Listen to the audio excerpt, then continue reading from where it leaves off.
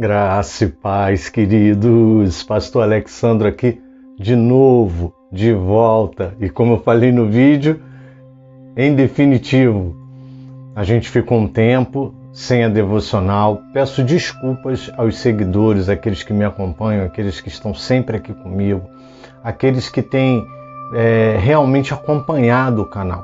Quero te pedir desculpas. O que aconteceu?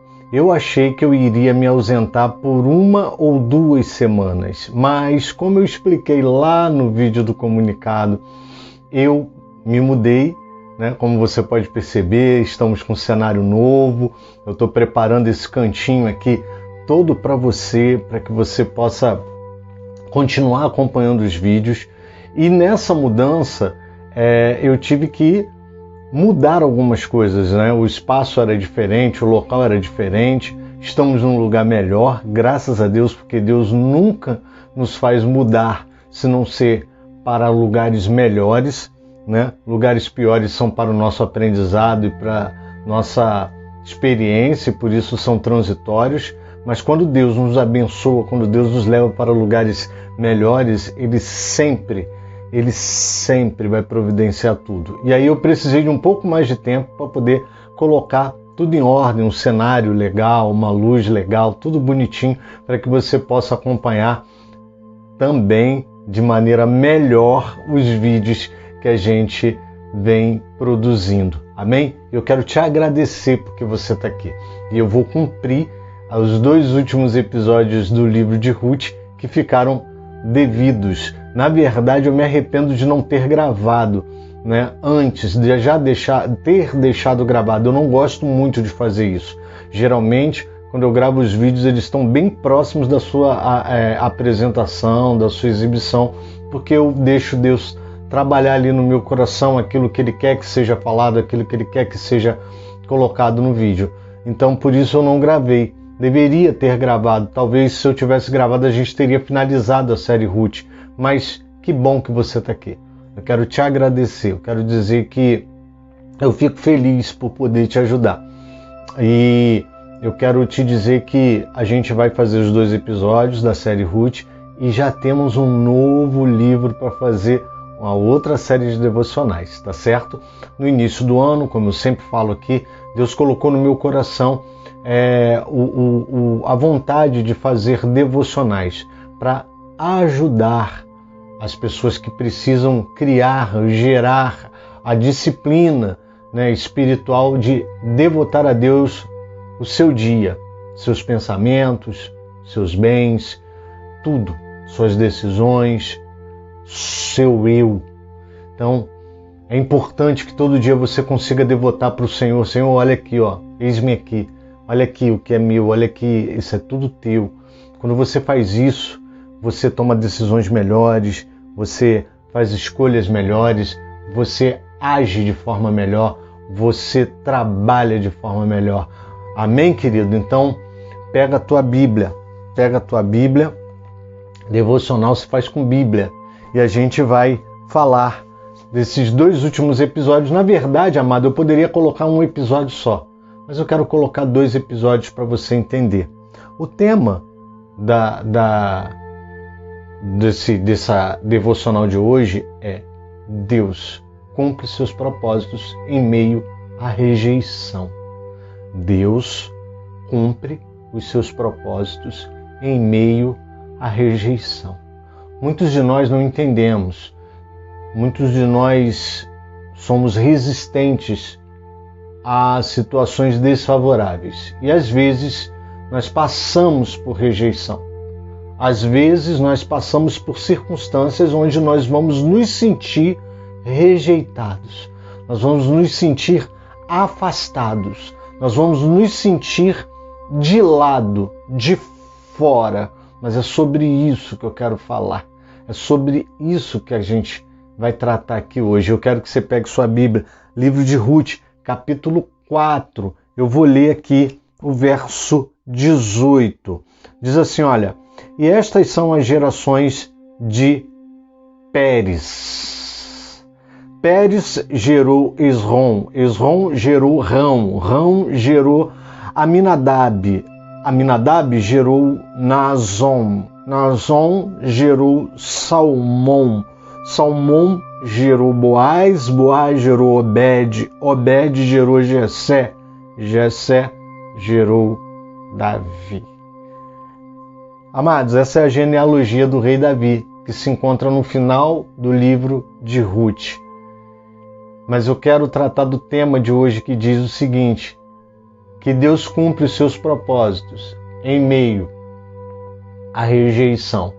Talvez você esteja sem entender, ou quem me acompanha já desde a outra, das gravações dessa devocional vai falar assim: pastor, você já falou sobre isso, né? Não da forma que você vai entender agora.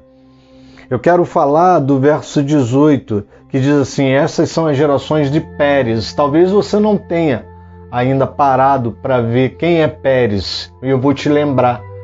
Pérez é filho de Judá com Tamar. Se você quer entender melhor essa história, Gênesis capítulo 38. Gênesis capítulo 38. Você pode ler a partir do verso 27 ao verso 30. E você vai ver que é de Deus. É de Deus, porque assim como a família de Judá, né, os descendentes, ou melhor, né, os ancestrais de Judá, o pai, o avô, né, o bisavô de Judá, aqui há uma problemática com gêmeos.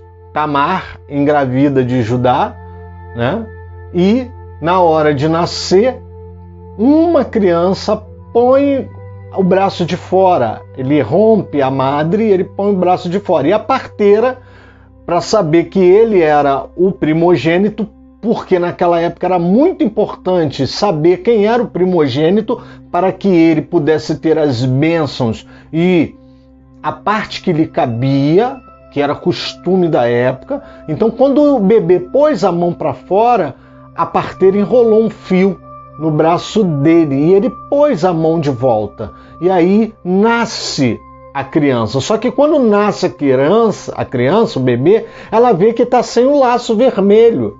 E aí, aquele que pôs o braço de fora, que seria o primogênito, nasce depois.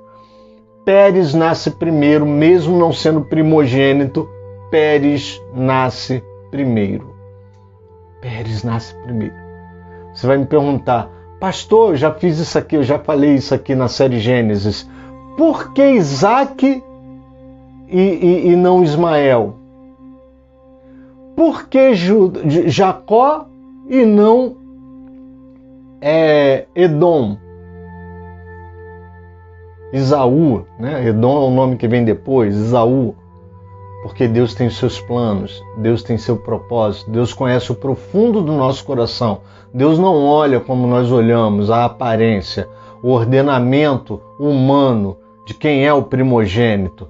Nem sempre o primogênito vai ter o coração propício e o caráter necessário para levar as coisas de Deus à frente. E aí Deus, ele vai escolher aquele que é propício, aquele que tem o coração propício, aquele que é sensível à sua palavra. E assim aconteceu com os filhos de Judá. Judá, ele engravida Tamar, Tamar tem filhos gêmeos, e há essa confusão na hora de nascer. E Pérez não é o primogênito, mas dentro dos propósitos de Deus, Pérez é que vai ser o ancestral, aquele que vai dar origem ao rei Davi, aquele que vai dar origem, ou vai fazer parte, vai dar continuidade à genealogia de Jesus. Basta você olhar lá no início do livro de Mateus, que você vai ver que aparece o nome das mulheres, e vai aparecer o nome de Tamar, vai aparecer o nome de Ruth, amado. Porém, eu quero te falar uma coisa, e é o tema de hoje, antes que a gente acabe, né, no próximo episódio.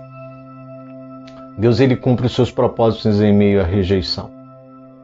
Pérez era filho de uma relação equivocada. Judá, ele acaba tendo relações com Tamar por causa de uma astúcia de Tamar e uma vacilada de Judá. E a Bíblia vai dizer lá em Gênesis capítulo 38 que depois que ela engravida e Judá descobre, ele nunca mais se deitou com sua nora, porque era uma relação de sogro e nora. E isso não era bom. Essa união tinha tudo para ser uma união rejeitada, filhos bastardos. Pérez não é o primogênito de Tamar, que já é fruto de uma relação bastarda, mas ele é escolhido para dar prosseguimento à genealogia do rei Davi e futuramente de Jesus. Boaz se casa com uma moabita, Ruth, uma estrangeira, não era natural da terra. Amado, você já percebeu que às vezes Deus escolhe a rejeição para cumprir os propósitos dele? Então, amado, eu quero te deixar uma palavra. Se você, por um acaso, em algum momento, passou por alguma rejeição, se por um acaso você passou por algo que te dizia que você não era o comum, não era o esperado, não era o provável, não era o que deveria ser planejado, não liga para isso não. Não ligue para isso, porque os propósitos que Deus tem na sua vida, Ele vai cumprir na sua vida.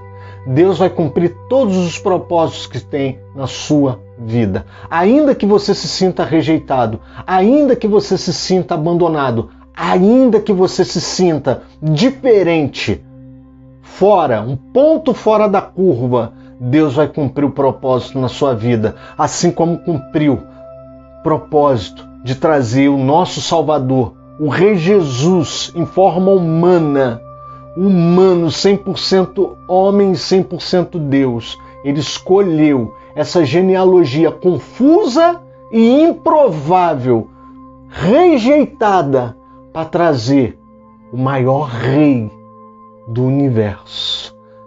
Amém, querido? Senhor, nosso Deus, nosso Pai, muito obrigado por essa palavra. Nesse momento, Deus, eu quero te pedir por todas as pessoas que se sentem rejeitadas. Eu repreendo agora toda ideia de rejeição. Tudo aquilo que falaram para essas pessoas que elas não poderiam fazer, que elas não seriam, que elas não iriam para frente, que elas não conseguiriam, que elas não conquistariam. Não, Deus. Eu rejeito tudo isso, não porque mereçamos, mas porque a tua palavra diz que tu escolheu a nós. Nós não merecemos, mas tu escolheu a nós. E logo que tu nos escolheu, tu nos deu vida e vida com abundância. Não somos rejeitados na sua presença.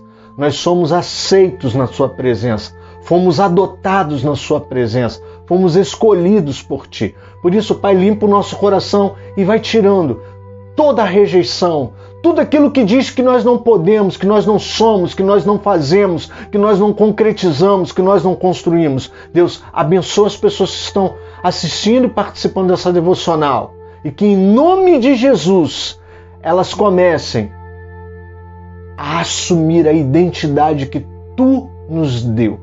Muito obrigado por tudo. É o que eu te peço. Em nome de Jesus Cristo. Amém. Fica com Jesus, querido.